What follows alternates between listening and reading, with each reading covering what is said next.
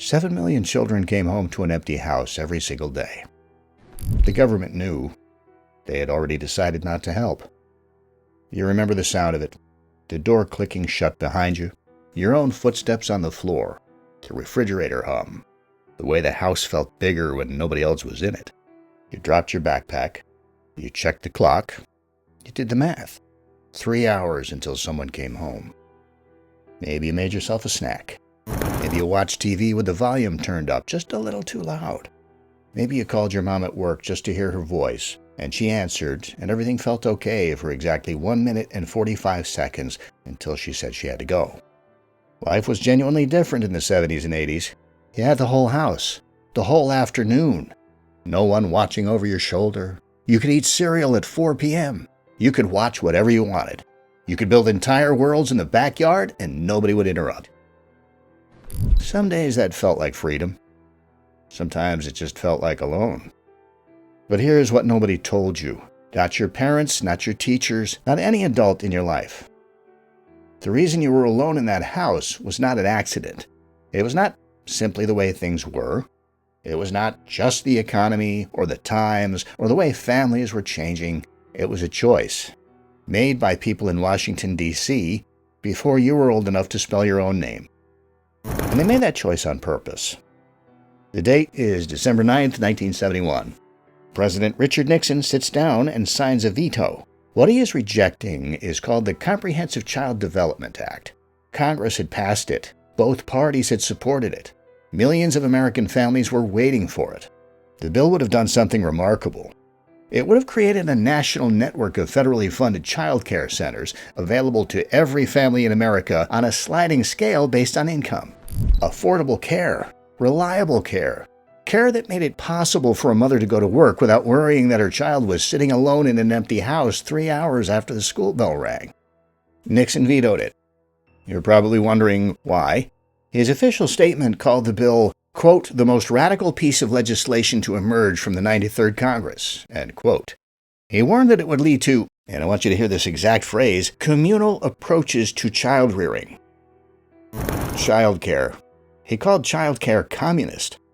The bill died the same day he signed that veto, and with it died the only serious attempt America ever made to build a national system that could have kept a generation of children from coming home to empty houses. Now stop, because what happened next is not just history. It is the reason you had a key on a string around your neck. Within 12 months of the veto, the inflation rate in America began climbing, and it kept climbing. By the mid-1970s, the country was in the grip of something economists called stagflation. Prices rising while wages stayed flat and jobs disappeared. A single income could no longer carry a family. In millions of households across the country, this was no longer a choice. Mothers went back to work not because of ideology, not because of the feminist movement, not because they wanted to. Because the rent was due, because the grocery bill had doubled, because there was no other option. And there was no childcare waiting for them. Nixon had made sure of that. The door to the empty house had been opened from the inside. Between 1970 and 1980, something happened in America that had never happened before at that speed. The number of working mothers with children under the age of 6, the youngest, most dependent children, rose by 44%. By 1980, 59% of all mothers with young children were in the labor force, not because society was ready for them, not because childcare had expanded to meet the need, but because the economy had made staying home financially impossible for most families. At the same time, the divorce rate doubled. Single-parent households multiplied overnight. One income, one adult, zero backup. Children who had 2 parents in the building on Monday found themselves alone in the house by Friday.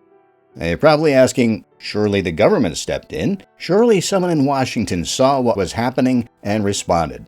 And someone did respond in 1981. His name was Ronald Reagan, and his response was to cut federal child care funding entirely. The Reagan administration eliminated the public service jobs that had been subsidizing daycare for low-income families. Congress reduced direct daycare subsidies. The little support that had survived the Nixon veto was dismantled piece by piece, not because there was no need, but because the official position, the stated ideology of the administration, was that childcare was a private matter, a family responsibility, not something the government should fund. Here's what that meant on the ground. In Dallas, Texas in 1985, a reporter documented the city's response to latchkey children. He found that the entire country, serving hundreds of thousands of families, had exactly 35,000 available childcare spaces and 185,000 children who needed them. The gap was not a crisis waiting to happen. It was a crisis that had already happened. They just hadn't named it yet. This is the kind of story nobody told you while you were living it. More are coming. Subscribe to Growing Up Unseen. His name was Ricky. He was 10 years old. A reporter from D Magazine sat with him in 1985 and documented one ordinary afternoon. The phone rang. Ricky answered. An unfamiliar voice. A stranger asking for his parents. Ricky delivered his rehearsed line, the one his parents had drilled into him. "My father is at work and my mother is in the shower." The stranger hung up. Ricky stood there. Then the fear arrived. He ran to his bedroom, locked the door, climbed into his closet, wrapped a large towel around his portable TV so the light wouldn't show under the door. He sat there in the dark, in a closet, in an empty house, 10 years old. Ricky was not unusual.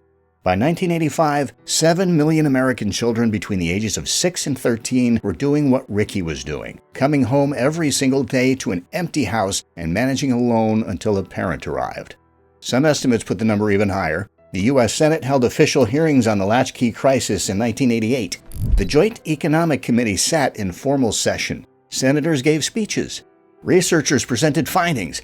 Everyone agreed the situation was serious. And when the hearings were over, nothing changed. Because here is what the research actually showed, and this is the part nobody wanted to say out loud. It wasn't the loneliness that did the most damage. It wasn't the fear. It wasn't the 3 hours of unsupervised television.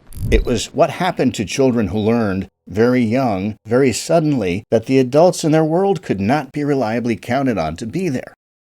Dr. Thomas Long, who spent 5 years interviewing more than 1,500 latchkey children, said this: "When mother goes back to work, children often have to deal with intense feelings of abandonment and rejection.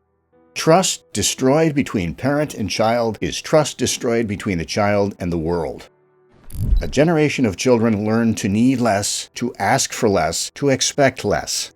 They call themselves independent, resilient, self-sufficient. Some of them were. Some of them were just alone." Here is where the story takes its strangest turn. The latchkey generation grew up. They had children of their own. And they became the most protective parents in American history. Generation X, the children who let themselves in, who sat alone, who learned to manage fear in a dark closet, grew up and built an entirely different world for their kids. Scheduled playdates, supervised homework, after-school programs with check-in apps, GPS tracking on phones, parents who drove their children to activities rather than watching them disappear down the street and not worrying until dark. Psychologists named it helicopter parenting. The research traced it directly back to the latchkey generation, adults who remembered what it felt like to be alone and who made a quiet promise that their children would never feel it. The New York Times published a story about it in September 2025. How did the latchkey kids of Gen X become the helicopter parents of Gen Z? You're probably asking, is that a good thing? That depends entirely on who you ask. Gen Z, the children of the latchkey generation, are the most supervised, most scheduled, most monitored generation of children in recorded history. They are also reporting the highest rates of anxiety, loneliness, and inability to self-regulate of any generation researchers have ever studied. The latchkey kids tried to fix what happened to them, and in doing so, they may have created a different version of the same problem. You cannot engineer connection. You can only create the conditions for it or remove them. There's a key somewhere. Maybe you still have it. Maybe you remember the weight of it, the way it bounced against your chest when you ran, the way you checked for it automatically every morning before you left the house, the way you held it in your fist the last block home, ready. Nobody gave you that key because they wanted to. They gave it to you because a president signed a veto in 1971, because inflation made 2 incomes a survival requirement, not a choice, because an administration decided in 1981 that childcare was not the government's problem, and because by the time anyone in power was ready to talk about it, you were already home, already alone, already fine. You learn things in that empty house that nobody can teach you in a classroom. How to be still. How to make a decision without asking permission. How to sit with your own thoughts until they stop being scary. How to be just quietly, privately yourself. The system that left you alone was broken. What you built inside that empty house was not. A generation of 7 million children came home to silence every afternoon and turned it into something that looked, from the outside, like independence. From the inside, you know what it really was. You were never just a latchkey kid. You were growing up unseen, the generation that learned to open every door themselves.